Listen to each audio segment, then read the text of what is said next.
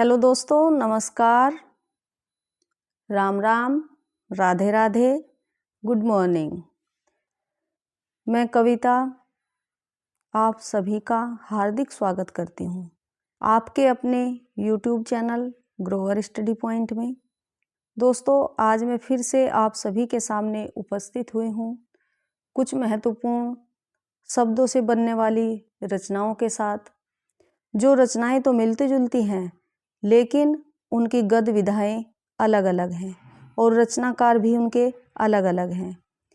तो दोस्तों, इस वीडियो को पूरा देखना है ध्यान से, क्योंकि ये बहुत महत्वपूर्ण रचनाएं हैं और हर परीक्षा में इनसे हर बार कोई ना कोई प्रश्न अवश्य बन जाता है। तो चलिए बिना देरी किए वीडियो को शुरू करते हैं। तो कुछ शब्द हैं जिनसे मिलती जुलती रचनाएं हैं, जैसे आंधी, धूल, अंधा और अंधेरे। तो दोस्तों, ये तो एक कहावत भी है और एक सच्चाई भी है कि जब धूल उड़ती है, जब आंधी चलती है तो धूल उड़ती है, और धूल उड़ती है तो वो जब आंखों में गिर जाती है तो वो ऐसा लगता है कि जैसा व्यक्ति अंधा हो गया हो, और अंधा होते ही तो सब अंधेरा अंधेरा दिखाई देने लगता है। ठीक है ना। तो उसी से मतलब एक ट्रिक समझें या इन शब्दों को देख लें। तो चलिए शुरू करते हैं। आंधी। आंधी कहानी संग्रह जो है ये किसका है? जयशंकर प्रसाद का। आगे है काली आंधी। काली आंधी की उपन्यास, काली आंधी की जो विधा है, साहित्यिक विधा, वो है उपन्यास, और उपन्यास किसका है? कमलेश्वर का। तो काली आंधी उपन्यास है कमलेश्वर का। आगे है पीली आंधी, और पीली आंधी भी एक उपन्यास है, उपन्यास है प्रभा खेतान का। तो चलिए आगे देख लेते हैं।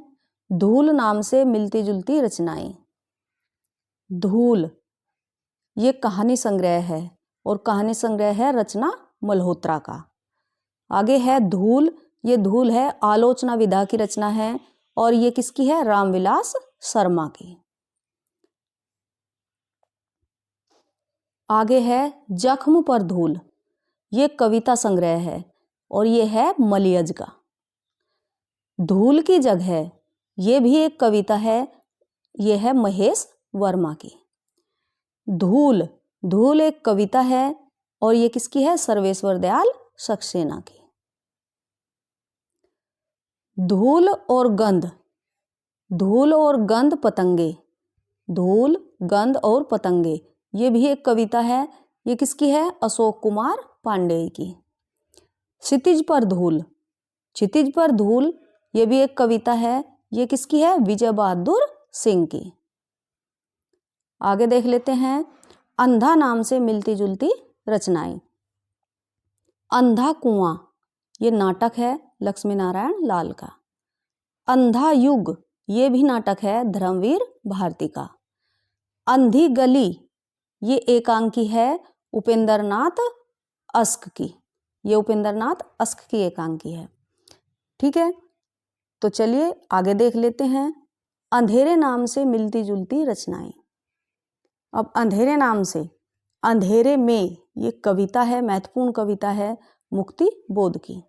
आगे है अंधेरे बंद कमरे में, ये उपन्यास है मोहन राकेश का। आगे है अंधेरे का दीपक, ये भी एक कविता है, यह है हरिवंश राय बच्चन की। अंधेर नगरी ये नाटक है, और नाटक किसका है? भारतेंदु हरिश्चंद्र का। तो दोस्तों, ये हमने इतनी रचनाएं देखी, और ये रचनाएं मतलब नाम इनके मिलते जुलते हैं, लेकिन इनकी विधाएं और रचनाकार अलग अलग हैं। तो हमसे गलती क्या होती है कि हमें अगर एक रचना याद है, उसकी विधा हमें याद नहीं है, तो वहाँ पर हमारा प्रश्न गलत हो जाता है।